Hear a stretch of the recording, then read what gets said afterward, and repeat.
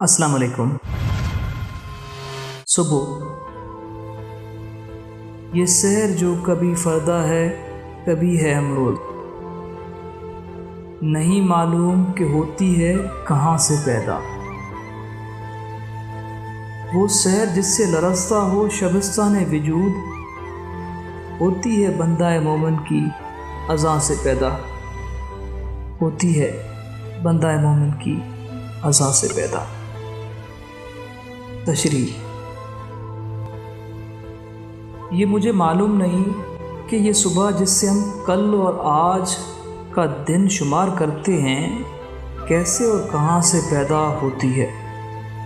اس کا طلوع ہونا باعث حیرانی ہے، لیکن یہ ضرور جانتا ہوں کہ وہ صبح جس سے کائنات لرزہ اٹھتی ہے بندہ مومن کی اذان سے پیدا ہوتی ہے۔ عام صبح اندھیرے کو زائل کر کے ہر جگہ روشنی پھیلاتی ہے، لیکن دوسری وہ صبح جس سے انسان کی زندگی کے اندھیرے میں اجالا ہو جاتا ہے، وہ بندہ مومن کی اذان ہے۔